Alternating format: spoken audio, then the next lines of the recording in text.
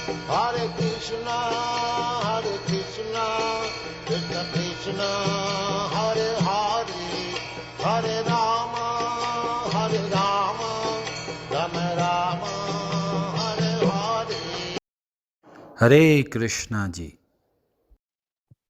भगवत गीता अध्याय 2, इसको बोला गया गीता का सार।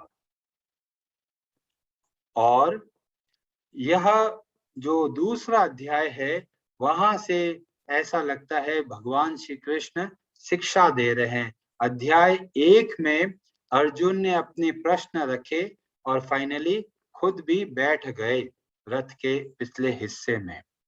और यहाँ पर आज जो दूसरा अध्याय है, वो मोटे मोटे रूप में हम उसको 4 पार्ट में डिवाइड कर सकते हैं। पहला, जब स्थिति प्रतिकूल हो तो हमें क्या करना चाहिए, जैसा कि अभी अर्जुन के साथ हो रहा है। अर्जुन के सामने इतनी बड़ी जो सेना में अपने प्रियजनों को देखकर जो मोह, जो शोक उत्पन्न हुआ, जिससे वो भ्रमित हो गए और विषाद कर रहे हैं, तो ऐसी परिस्थिति कभी कभी हमारे जीवन में भी आती है। तो ऐसी परिस्थिति में क्या करें, तो कुछ लोग उससे संबंधित है। फिर भगवान ज्ञान देने बताते हैं। सबसे पहले हमें अपने स्वरूप के बारे में बताते हैं कि हम वास्तविक रूप से कौन हैं। तो लगभग 15-16 श्लोक केवल इससे संबंधित है। फिर बाद में बताते हैं कि किस प्रकार के हमारे धर्म है। तो 2 तरह का बताया गया, स्वधर्म और पर धर्म। तो उसके बारे में वर्णन आता है। और लास्ट के श्लोकों में हमें परम शांति कैसे प्राप्त हो सकती है, या परम जो आनंद है वो कैसे प्राप्त कर सकते हैं। इस तरह से भगवत गीता के अध्याय 2 को हम 4 पार्ट में ऐसे रख सकते हैं। तो सबसे प्रथम जब अर्जुन बैठ गए हैं और यहाँ पर भगवान श्री कृष्ण सबसे पहला जो श्लोक बोलते हैं, जो बहुत ही महत्वपूर्ण है, वह बताते हुए बोल रहे हैं। हरे कृष्णा। श्री भगवानुवाच कुतस्त्वाकशमलमिदं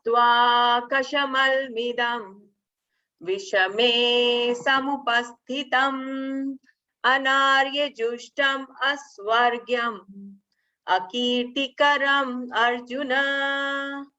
तो इस श्लोक में बहुत अच्छी अच्छी बात हमें पता चलती है। तो सबसे पहले यहाँ पर भगवान क्या बोल रहे हैं, भगवान अर्जुन को डांट रहे हैं कि तुम्हारे मन में ये इस तरह की भावनाएं कैसे आ रही हैं। जैसे कि हम जानते हैं कि भगवान कृष्ण और अर्जुन का जो संबंध है एक मित्र का है। तो एक मित्र की तरह भगवान पहले अर्जुन को डांटते हैं कि तुम्हारे मन में ये इस तरह की बातें क्यों आ रही है जो तुम्हारे लिए अपयश, अकीर्ति लेकर आएगी।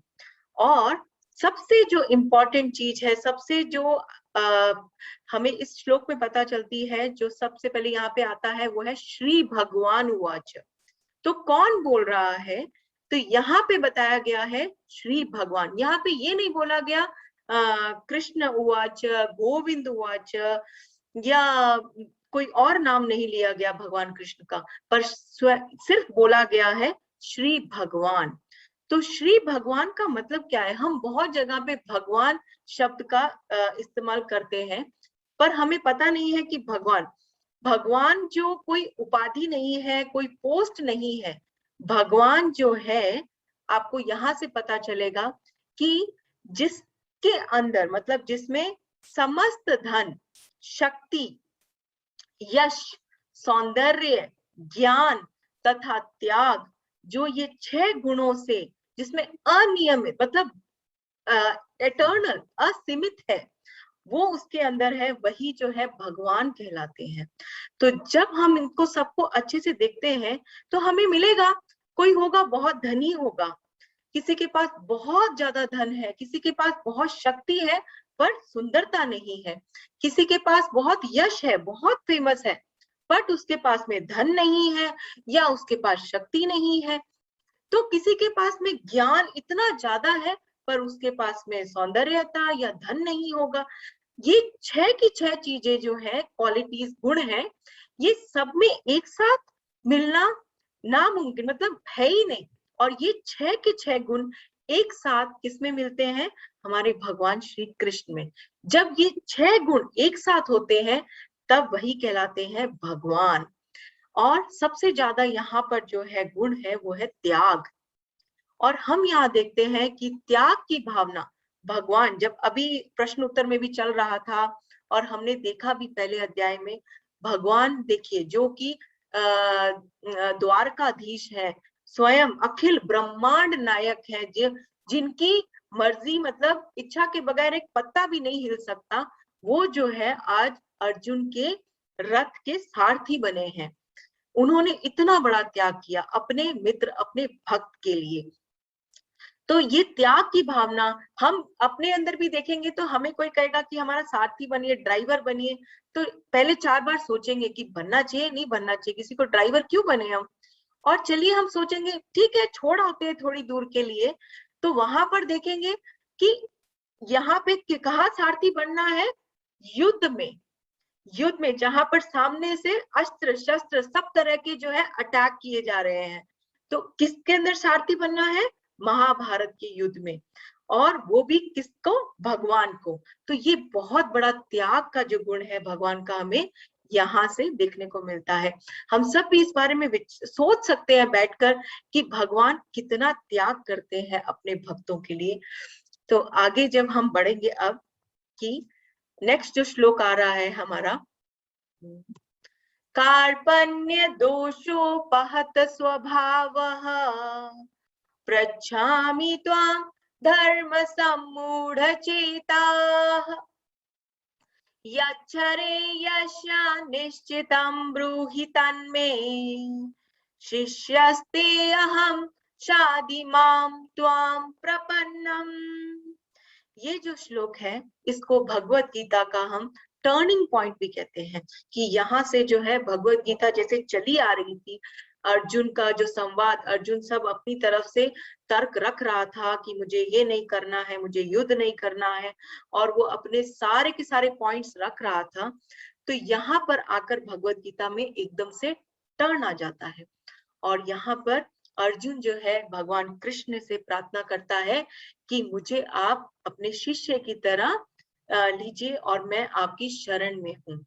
और अर्जुन बताता है कि मैं इस अवस्था में हूँ कि मुझे कुछ समझ नहीं आ रहा कि मैं कौन से मार्ग पे चलूं, तो कृपया मेरा मार्गदर्शन कीजिए। ये जो श्लोक है भगवत गीता का, ये एक प्रार्थना भी है जिसे हम रोज अपने जीवन में कर सकते हैं। जब भी हमें कोई कठिनाई है, हमारे पास 2 मार्ग हैं और हम उसमें नहीं डिसाइड कर पा रहे कि हमको ए रास्ते पे जाना है या बी रास्ते पे जाना है या हम क्या करें, तो ये श्लोक हमें बहुत सहायता करता है हमारे मार्गदर्शन में।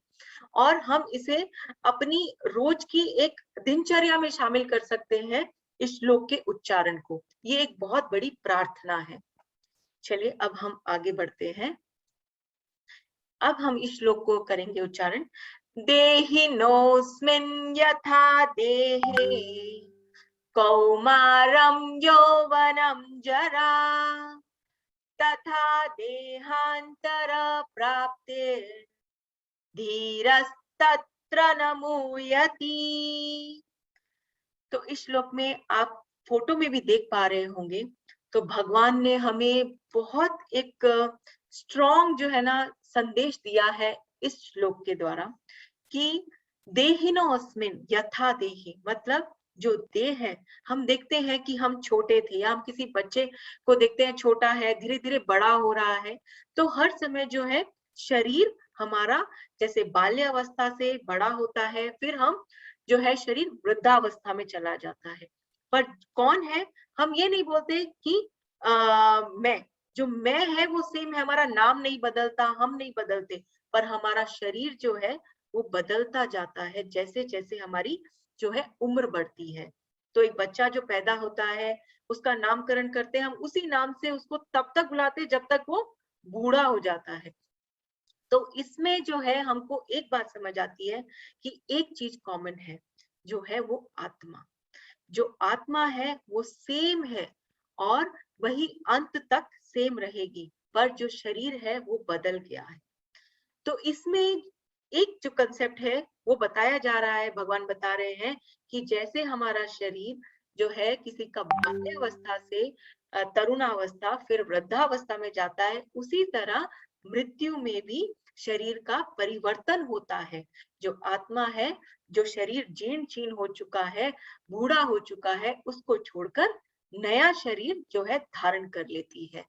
तो इसमें एक बात पता चलती है हमको कि हम जो है शरीर नहीं, एक आत्मा है। वो कैसे? हम जब कहते हैं कि मेरा सर दर्द हो रहा है, मेरे शरीर में दर्द हो रहा है, मेरा पैर दर्द हो रहा है, हम ऐसा बोलते हैं। अब मैं आपको एक और एग्जांपल देती हूँ कि जैसे कि हम बताते हैं कि मेरी गाड़ी, मेरा घर, मेरा बेटा, मेरा परिवार, हम सब चीजों को क्या कह रहे हैं? मेरा। और ऐसे ही हम क्या कहते हैं? मेरा हाथ, मेरा सर, मेरा पैर। हम ये नहीं कहते मैं पैर, मैं सर, मैं गाड़ी, मैं कार। हम ऐसा कुछ नहीं कहते हैं। हम मेरा किस चीज को कहते हैं?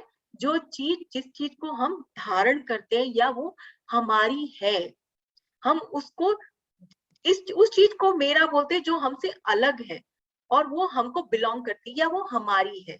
तो उसी तरह हमारे शरीर को भी हम उसी तरह से बोलते हैं कि ये मेरा शरीर है। आज मेरी बॉडी में पेन हो रहा है, आज मेरा पैर में पैर टूट गया या कुछ ऐसा, कोई भी कुछ कहता है तो अपने आप को शरीर से अलग बताता है। ये थोड़ा समझने की चीज है। तो हम कभी भी ऐसा नहीं कहते हैं कि ये मैं हूँ, शरीर मैं हूँ। हम बोलते भी ऐसे ही हैं। उसी तरह भगवत गीता में जो संदेश दिया गया है कि हम और हमारा शरीर अलग अलग है। ये हमको एक वाहन दिया गया है जिसमें आत्मा अंदर बैठी है और सब जीवों को अलग अलग तरीके का ये शरीर मिलता है, पर आत्मा सेम है। और वही आत्मा जो है, शरीर जो है उसका बदल जाता है मृत्यु के टाइम पे। अब हम नेक्स्ट पढ़ते हैं। ये श्लोक बहुत ही अच्छा है, आप इसको समझने की कोशिश कीजिएगा, इससे हमें बहुत अच्छा मैसेज मिलता है। मात्रा स्पर्शास्तु कौन्तेय शीतोष्ण सुख दुःखदा आगमा पाइनो अनित्यास् तां तितिक्षस्व भारत।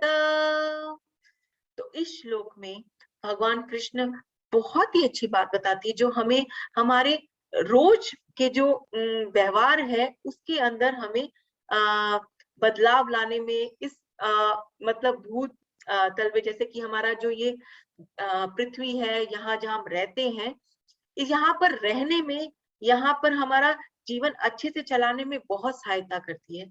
तो भगवान साफ साफ कहते हैं कि सुख और दुख दोनों जो है दिन और रात की तरह है, जो आते और जाते रहेंगे। ये चक्र है, सुख आया है तो दुख भी आएगा और दुख आया है तो सुख भी आएगा। तो इस सिचुएशन में भगवान कहते हैं कि तुम्हें विचलित नहीं होना चाहिए, क्योंकि ये तो एक नॉर्मल सा कंसेप्ट है। इस यहाँ पर अगर आए हैं तो सुख भी मिलेगा और दुख भी मिलेगा, तो उसमें हमें विचलित नहीं होना चाहिए। और भगवान कहते हैं कि जैसे आप सर्दी और गर्मी को सहन करते हो, उसी तरह से सुख और दुख को भी और यहाँ की कठिनाइयों को सहन करो। तो जो शब्द भगवान ने यूज किया है यहाँ पे, तितिक्षस्व, बहुत ही पावरफुल वर्ड है, क्योंकि भगवान खुद, जिन्होंने ये पूरी सृष्टि का निर्माण किया है, वही अर्जुन को ये बात कह रहे हैं कि सहन करो।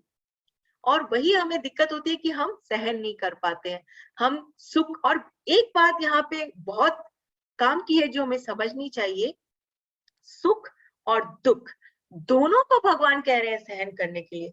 हम समझेंगे ठीक है, भगवान कह रहे हैं दुख को सहन करना तो समझ आता है, दुख आ ही गया तो अब क्या कर सकते हैं, सहन ही करना पड़ेगा। गिर गए हैं, चोट लग गई है तो सहन करना पड़ेगा। अभी कोरोना का चल रहा था बहुत ज्यादा, तो सहन करना ही पड़ रहा है, घर के अंदर बंद करके बिठा दिया है हमको, सब काम धंधा बंद हो गया है, सहन करना ही पड़ेगा। ठीक है, दुख तो सहन करेंगे, भगवान सुख को क्यों सहन करने के लिए बोल रहे हैं? सुख तो हमें बहुत अच्छे से एंजॉय करना चाहिए। मिठाइयां बांटते हैं हम तो, बहुत अच्छे से हम सेलिब्रेट करते हैं, मौज मस्ती करते हैं सुख के टाइम में। पर भगवान हमें कह रहे हैं कि सुख और दुख दोनों को बैलेंस करना है। सुख में हमें इतने भी खुश नहीं हो जाना चाहिए कि हम सब कुछ भूल जाएं अपना, और दुख में भी हमें इतना दुखी नहीं हो जाना चाहिए कि हम अपना सब कुछ त्याग कर सब कुछ छोड़ दें। जैसे कि आजकल बहुत ज्यादा हमें न्यूज आती है, लोग डिप्रेशन में जा रहे हैं, एंजाइटी हो रही है, ये प्रॉब्लम है, वो प्रॉब्लम है। डॉक्टर्स के बाहर दिमाग वाले डॉक्टर्स की यहाँ पे लाइन लगा हुआ है। क्यों लगा हुआ है? क्योंकि हम सुख और दुख में बैलेंस नहीं कर पाते। तो भगवान हमें इसमें बहुत अच्छी चीज समझाते हैं, जो आज के हमारे लाइफस्टाइल में बहुत फिट होती है कि हमें सहन करना चाहिए। और उसमें एक एग्जाम्पल आता है कि तैरना सीखो, ये भव सागर है। और यहाँ पर दुख और सुख जो है, जैसे सागर में लहरें आती हैं, उस तरीके से लहरों की तरह आते ही रहेंगे। एक लहर आएगी, फिर दूसरी लहर आएगी। तो इसमें भगवान का संदेश हमारे लिए क्या है कि हमें तैरना सीख जाना चाहिए। वो नहीं कि कल ही हम लोग स्विमिंग क्लास ज्वाइन कर ले। स्विमिंग क्लास का मतलब ये है कि हमें यहाँ पर हैंडल करना आना चाहिए। कोई भी प्रॉब्लम आ रही है तो उसके अंदर अपना दिमाग लगाइए कि अब इसको कैसे सॉल्व करना है। और दूसरा कि हर लहर के अंदर हम जो है, अगर हमें तैरना आ गया तो हम हैंडल कर सकते हैं अपनी प्रॉब्लम्स को, अपनी सिचुएशंस को, और हम एंजाइटी, डिप्रेशन, ऐसी चीजों की बीमारियां नहीं लगाएंगे। चलिए अब हम आगे बढ़ते हैं। तो ये श्लोक है, न जायते म्रियते वा कदाचिन नायं भूत्वा भवितवान् भूयः अजो नित्यः शाश्वतो अयं पुराणो न हन्यते हन्यमाने शरीरे।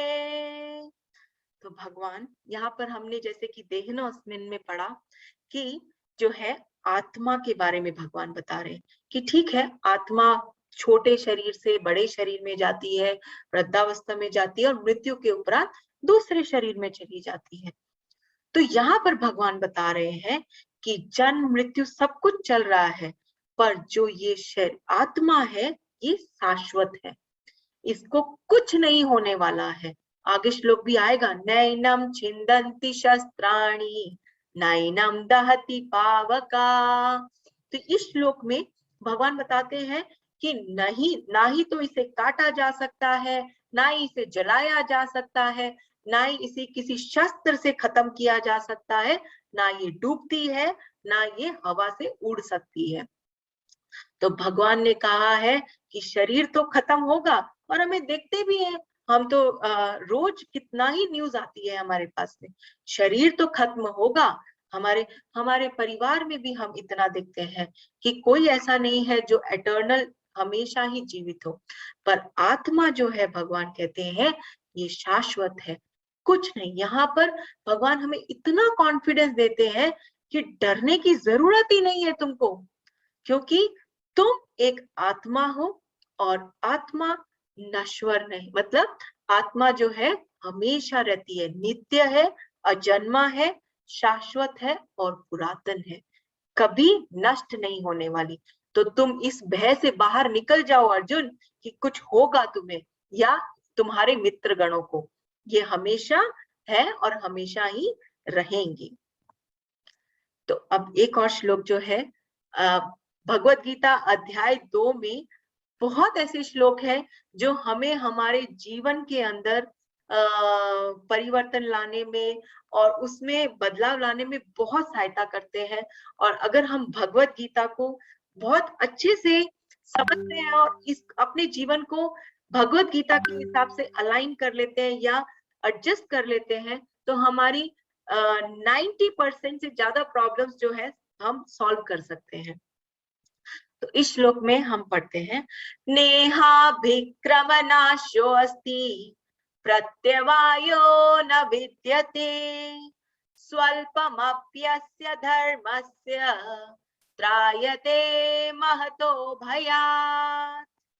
तो ये श्लोक जो है, इसमें भगवान बता रहे हैं कि स्वल्प थोड़ा सा अगर हम भगवान की सेवा करते हैं, थोड़ा सा धर्म कार्य करते हैं, तो भगवान हमें बड़े से बड़ा जो हमारा भय है उससे हमारी रक्षा करते हैं। तो इस श्लोक से हमें भगवान इतना कॉन्फिडेंस दे देते हैं कि तुम्हें कुछ भी नहीं होगा, तुम थोड़ा सा अगर, और हम नहीं, सबसे बड़ा भय क्या है हम बताते नहीं है, कोई कहेगा ये भय है, कोई कहेगा वो भय है, पर सबसे बड़ा भय हमें है मृत्यु से। और भगवान हमें यहाँ पर उस भय से जो है हमारी रक्षा करते हैं कि थोड़ा सा तुम मेरी तरफ एक कदम तो बढ़ाओ, मैं जो है बड़े से बड़े तुम्हारे भय, बड़े से बड़े तुम्हारे जो डर है उनसे तुम्हें मुक्त कर दूंगा। तो भगवान का ये जो हमें मैसेज है, ये हमें जो है जरूर समझना चाहिए अपनी जिंदगी में।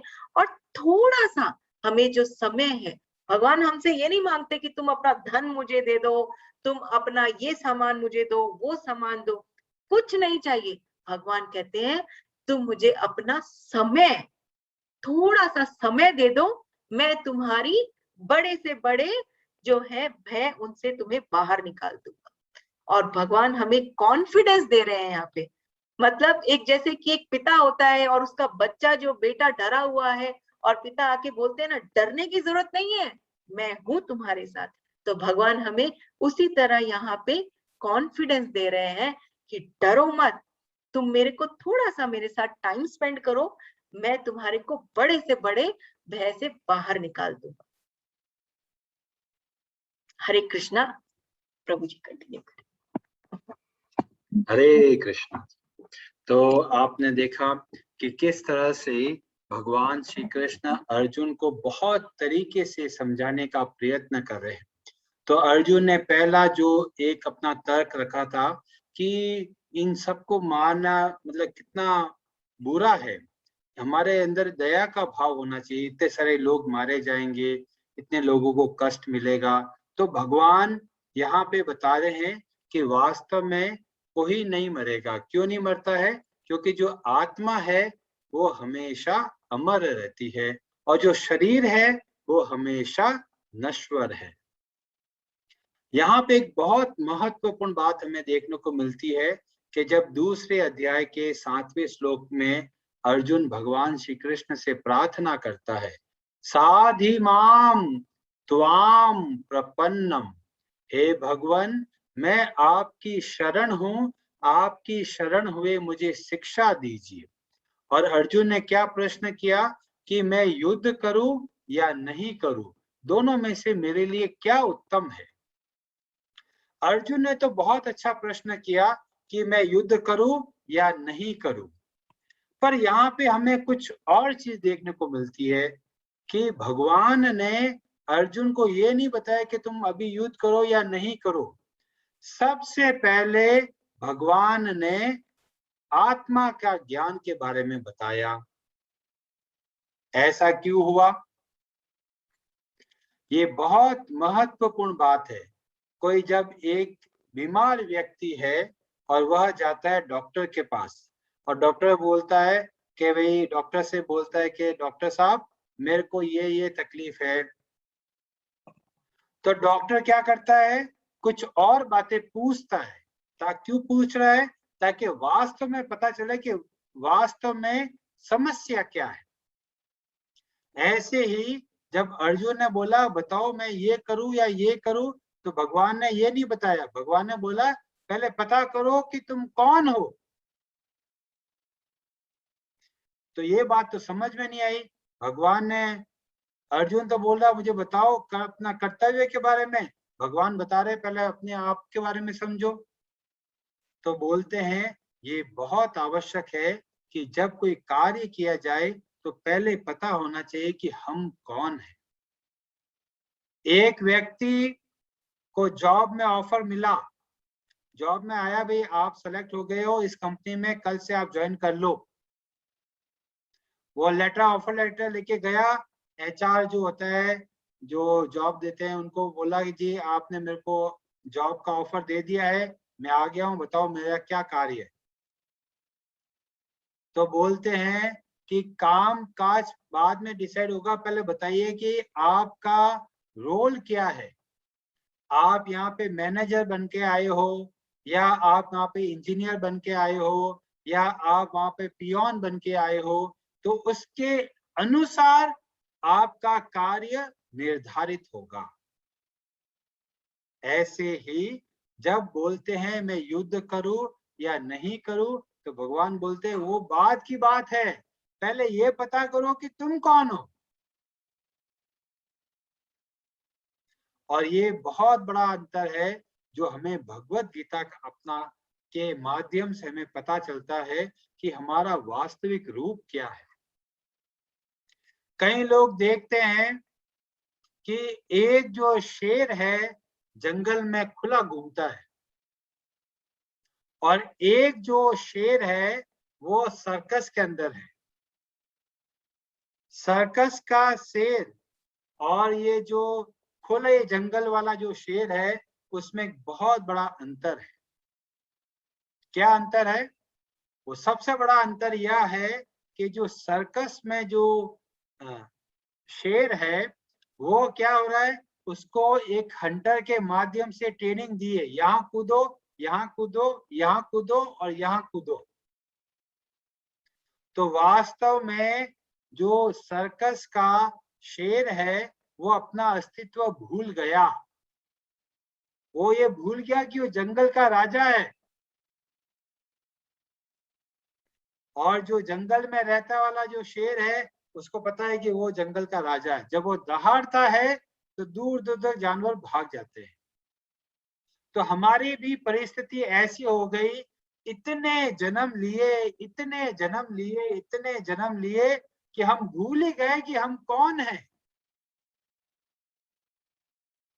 भगवत गीता आगे बताएगी कि हम कौन हैं, और यहाँ पे बताते हैं कि ये जो आत्मा का ज्ञान है वो है अपना स्वयं का। और बताया कि शरीर हम नहीं है, हम उस शरीर में रहने वाली आत्मा है।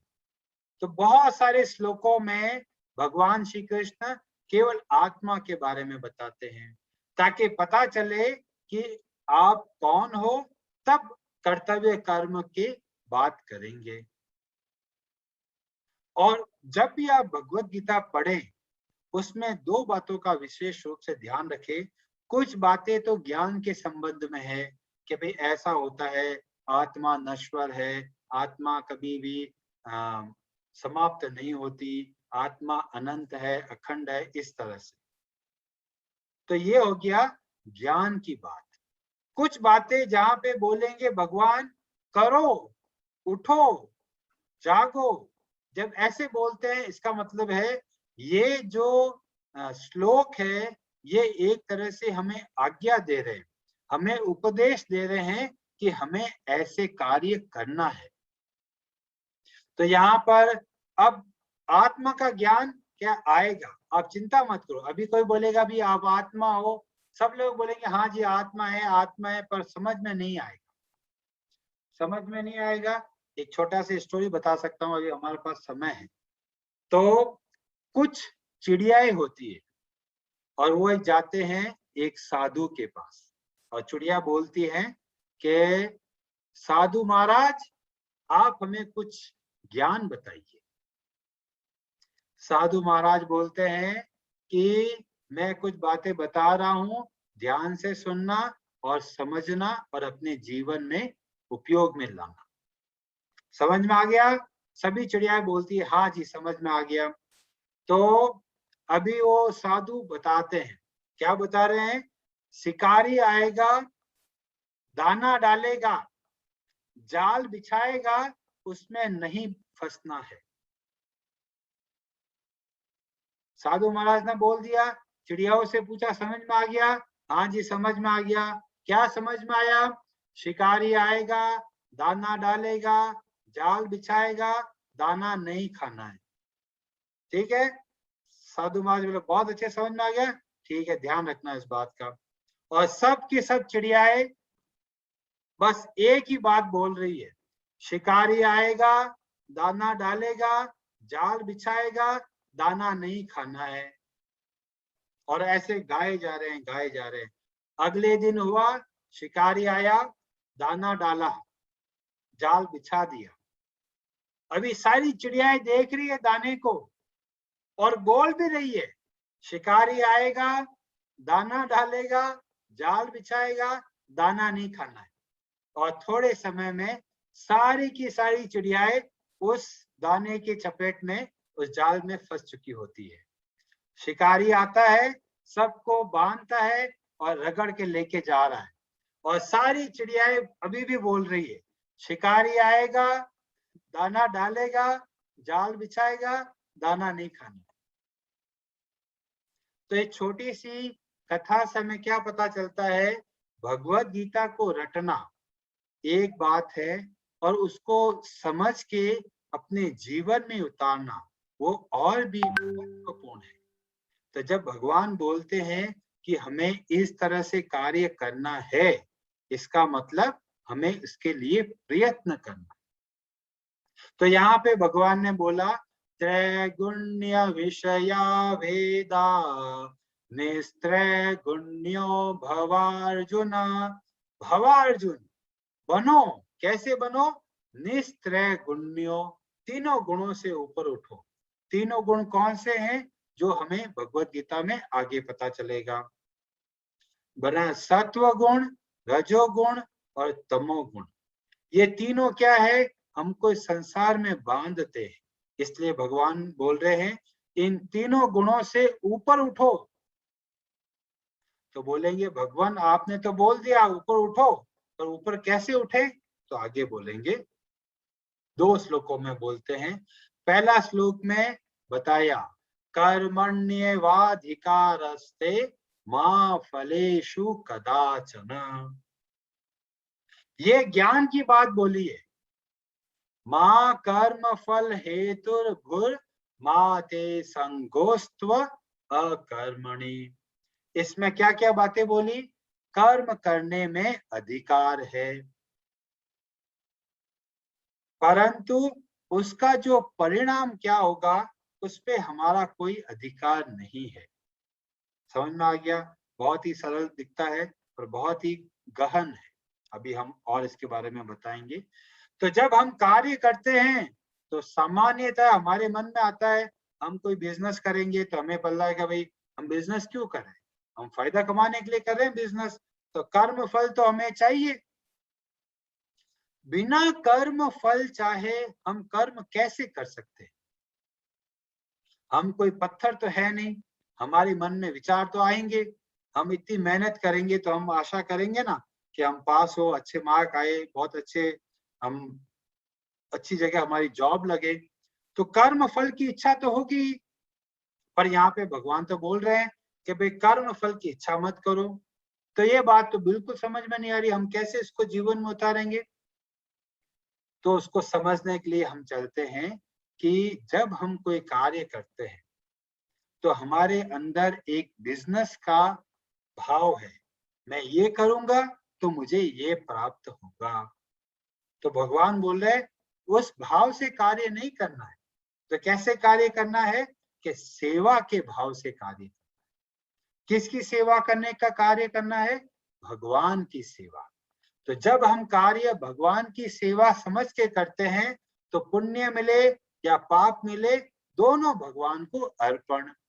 इस तरह से हम कर्म फलों के बंधन से मुक्त हो सकते हैं।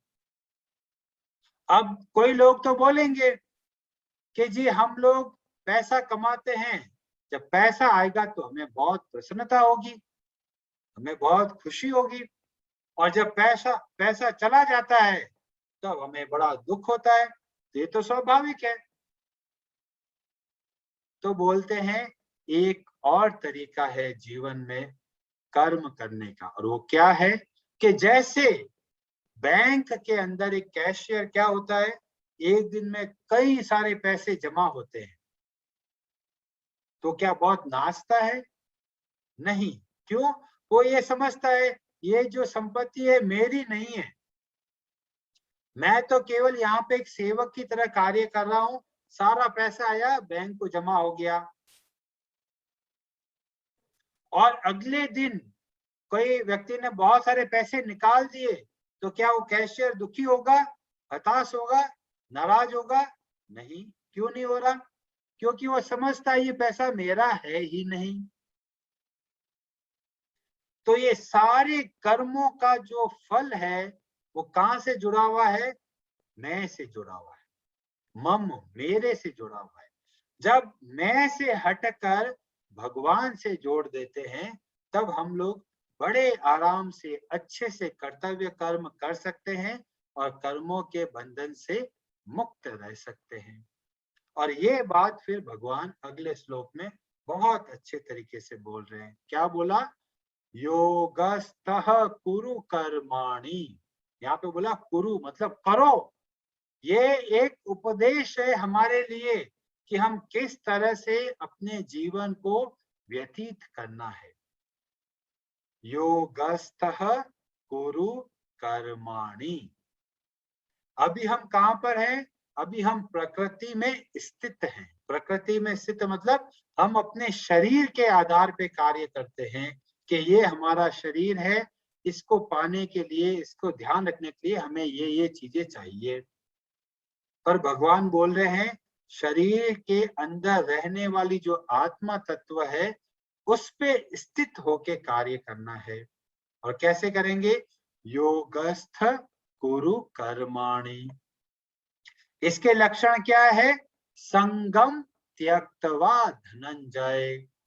जब बहुत बड़ी विपत्ति आए और मन विचलित हो तब हमें इस बात का ध्यान रखना है कि भगवान बोलते हैं चाहे जीवन में सुख आए चाहे दुख आए, दोनों भगवान की कृपा समझ के स्वीकार करो।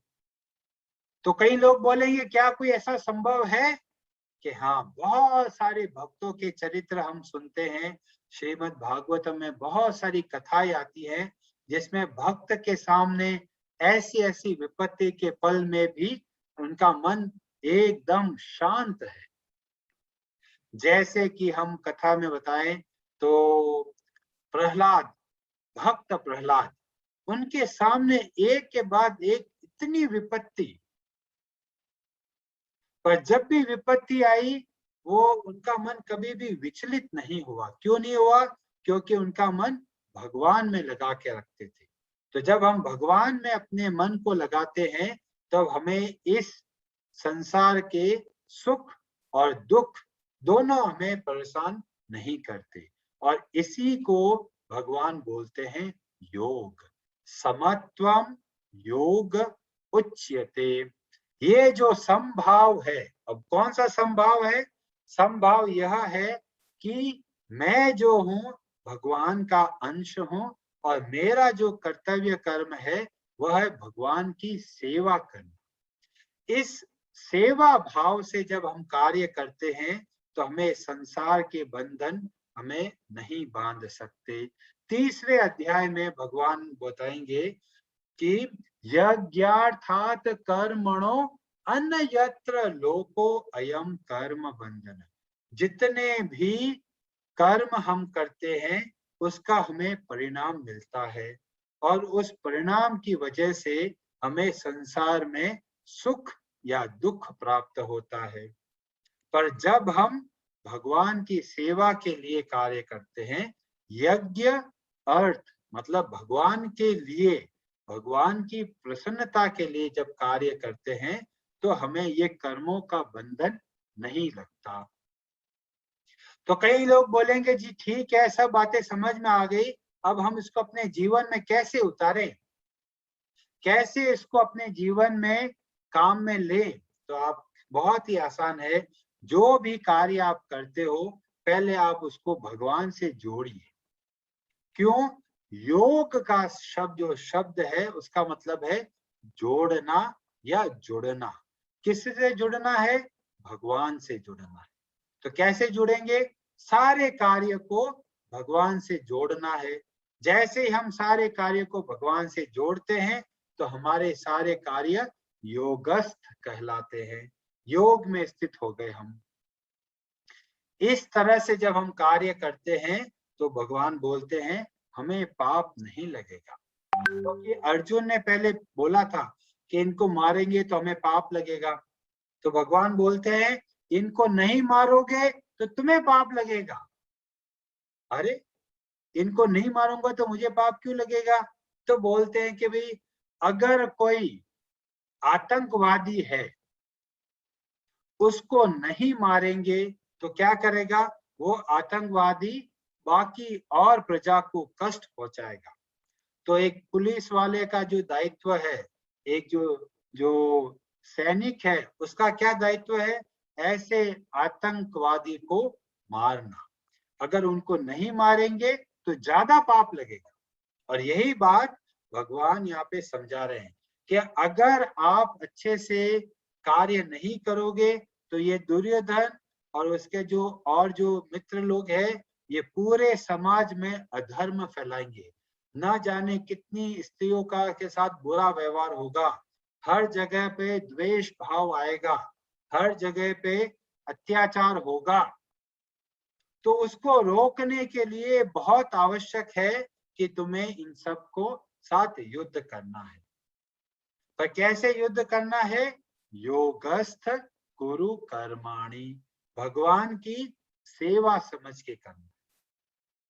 जैसे कि एक सिपाही होता है जो बॉर्डर पे लड़ाई करता है और बहुत सारे जो आतंकवादी है या जो बुरे व्यक्ति है उनको मारता है, तो गवर्नमेंट क्या करती है? उनको बहुत इनाम देती है। क्यों इनाम दिया? बहुत सारे लोगों को मारा ना उसने। तो कहते हैं जो सिपाही है उसने गवर्नमेंट के कहने पर गवर्नमेंट की सेवा समझ के कार्य किया, इसलिए उसको अच्छा परिणाम मिला। और वही व्यक्ति अगर अपने स्वार्थ के लिए किसी एक को मारेगा तो क्या होगा? उसको सजा सुनाई जाएगी। ऐसे ही जब हम भगवान की सेवा समझ के कार्य करते हैं, और क्या कार्य करते हैं? अपना कर्तव्य कर्म करते हैं। तो यहाँ पे बताया, भगवान बहुत सारे श्लोक बताते हैं और फिर बाद में बताते हुए बोलते हैं कि स्थिर बुद्धि जो व्यक्ति होता है उसके क्या आचरण होते हैं और कैसे पता चलता है भक्ति। कोई बोलता है जी बहुत बड़े भक्त हैं जी, बहुत बड़े भक्त हैं जी, बहुत जप करते हैं। तो कहते हैं कि जब सामने भोग के पदार्थ सामने हो तब मन किसका कैसा व्याकुल होता है, उससे पता चलता है कि कौन कितना भक्त है। तो यहाँ पे कुछ परिस्थितियां बताई गई। जब दुख प्राप्त होता है तब वो कैसे व्यवहार करता है? बोला अनुद्विग्न मनाह, मतलब जब दुख के प्राप्त होता है तो उसका मन कभी विचलित नहीं होता। ऐसे जो व्यक्ति है उनको बोला गया स्थिर मन वाला या स्थिर बुद्धि वाला। जब दुख के प्राप्त होने पर जीवन में जब हमें अनुकूल या प्रतिकूल अवसर प्राप्त होते हैं तो हमारा क्या व्यवहार रहता है, उसके आधार पे पता चलता है कि हम कितना भगवान से जुड़े हुए हैं।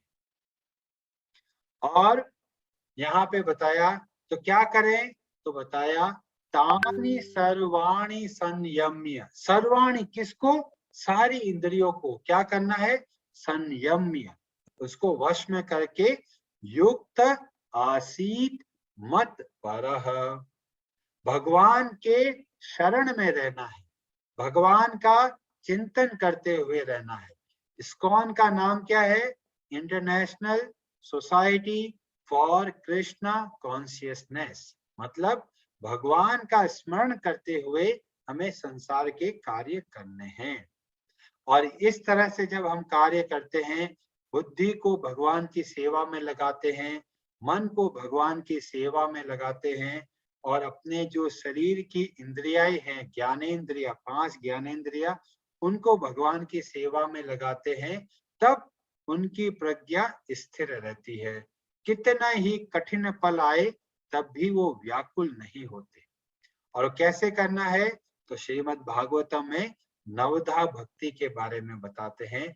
श्रवणम कीर्तनम विष्णु स्मरणम पाद सेवनम अर्चनम वंदनम दास्यम सख्यम और आत्मनिवेदनम। इस तरह से हम जब भगवान की भक्ति करते हैं तब हमारा मन, हमारी बुद्धि स्थिर रह सकती है। तो इस तरह से भगवान ने मार्ग बता दिया कि हम किस तरह से हम अपने मन को और बुद्धि को स्थिर कर सकते हैं। बाकी और कोई उपाय काम नहीं करेगा। और हमारे पास भागवतम के माध्यम से बहुत सारी बातें पता चलती है, जैसे कि विश्वामित्र जो बहुत तपस्वी अपने मन को खींचकर योग और प्राणायाम के माध्यम से घोर तपस्या कर रहे थे। कई हजारों साल की तपस्या करी, एक अप्सरा की पायल से वो सारी तपस्या भंग हो गई। तो भगवान बोलते हैं ये जो मन है बहुत चंचल है और बहुत शक्तिशाली है, ऐसे काम नहीं आएगा। तो क्या करें? नवदा बुद्धि के माध्यम से हम इस मन को स्थिर कर सकते हैं। अब कई लोग बोलेंगे जी हमें तो ये सब नहीं करना, हमारा तो मन नहीं लगता इसमें। तो जो भगवान में मन नहीं लगाते तो क्या होता है? तो भगवान बोलते हैं ध्यायतो विषयान पुंसः संगस्तेषुपजायते। जब हम भगवान पे ध्यान नहीं लगाएंगे तो क्या होगा? हम संसार की वस्तुओं में ध्यान खींचा चला जाएगा, उससे संग उत्पन्न होगा। ये कौन सा संग है? आसक्ति वाला। और इससे क्या होगा? उस वस्तु को पाने की इच्छा करेंगे। जैसे कि कोई व्यक्ति टीवी के अंदर देखता है, क्या स्वादिष्ट गर्मा गर्म कुछ एडवर्टाइजमेंट में दिखा रहे हैं कि गर्मा गर्म जलेबियां, कचौरी, समोसे गर्मा गर्म आ रहे हैं, तो देखते ही ध्यायतो विषयान पुंसः, देखते ही क्या होगा? उसमें आसक्ति उत्पन्न हो जाएगी। और क्या होगा? उसके पाने की इच्छा जागेगी। संगात संजायते काम, कामना, उसका भोग करने की इच्छा प्राप्त होगी। कब? जब उसका बार बार चिंतन करेंगे। और एक महत्वपूर्ण बात है, संग का मतलब होता है कि किस तरह के लोगों के साथ आपकी उठक बैठक है। बुरे लोगों के साथ उठक बैठक करेंगे तो साथ में क्या होगा? उनके जैसे बन जाएंगे। इसलिए बोला गया हमें अच्छे व्यक्तियों का संग करना चाहिए। जो संसार के व्यक्तियों में फंसे हुए ऐसे व्यक्ति है, उनसे संग करेंगे तो हमें कामनाएं उत्पन्न होती है।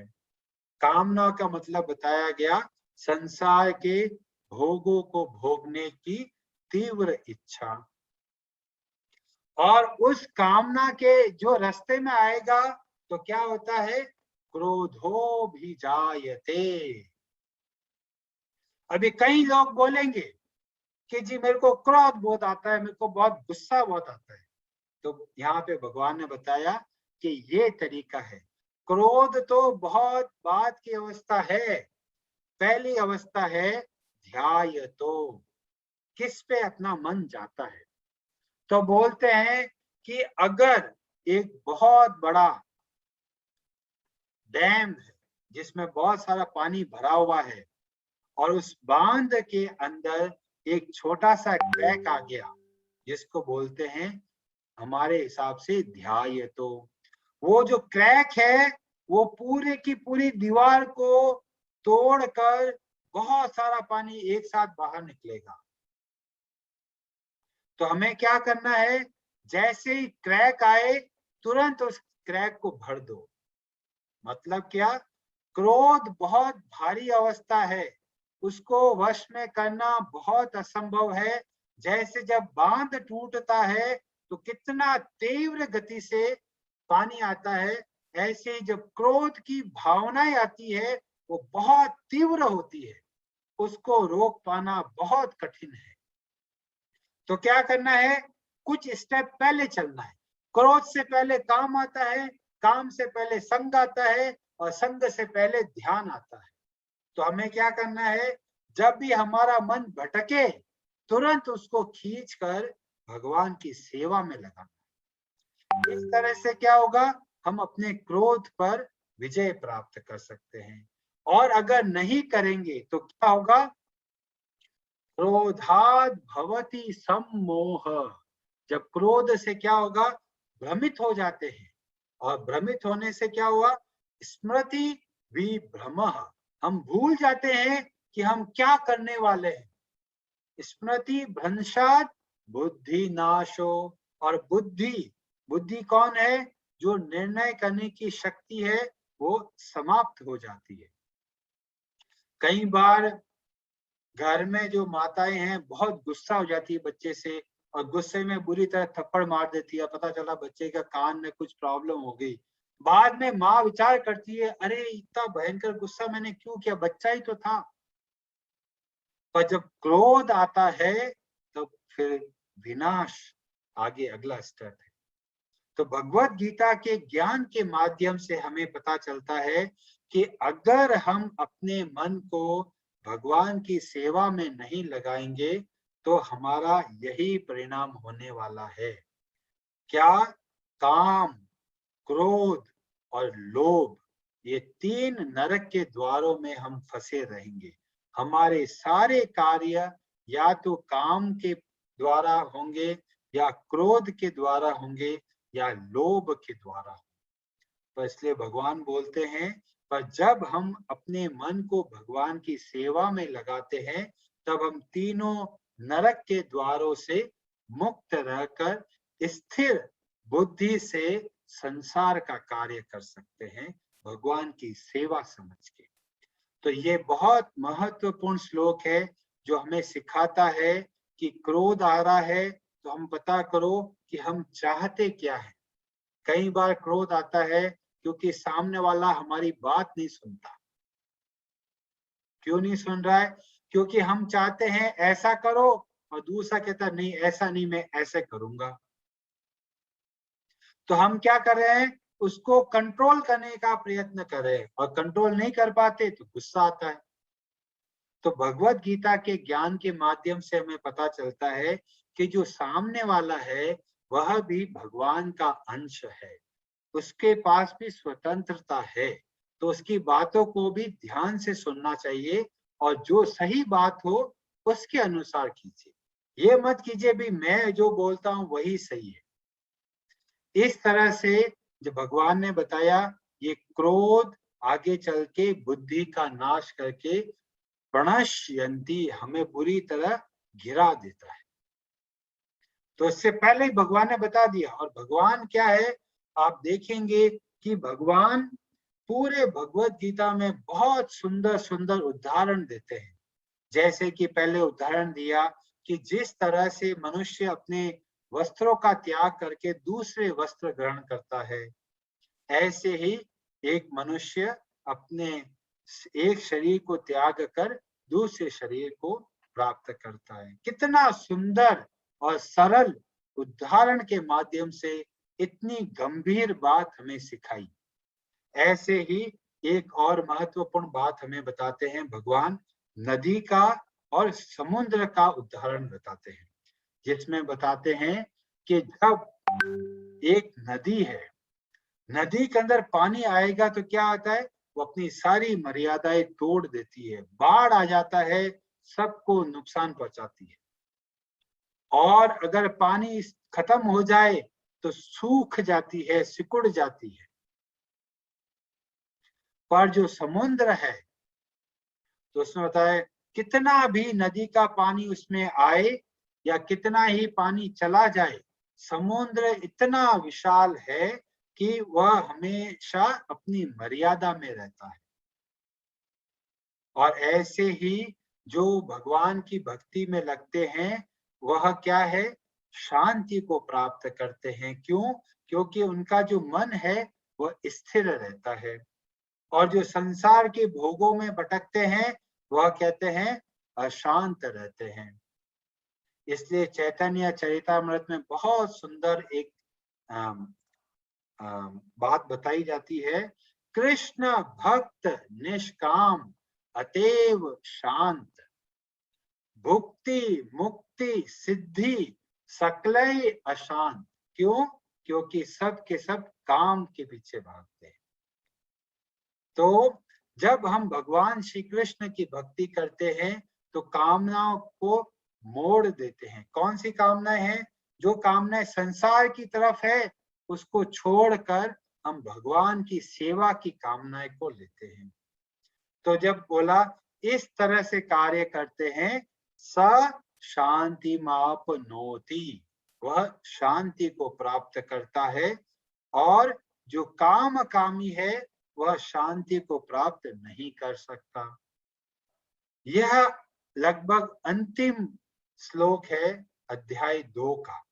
और जैसे ही भगवान ने शांति शब्द का प्रयोग किया, तुरंत अर्जुन ने एक और प्रश्न किया, जिसको अध्याय 3 के माध्यम से हम और जानेंगे।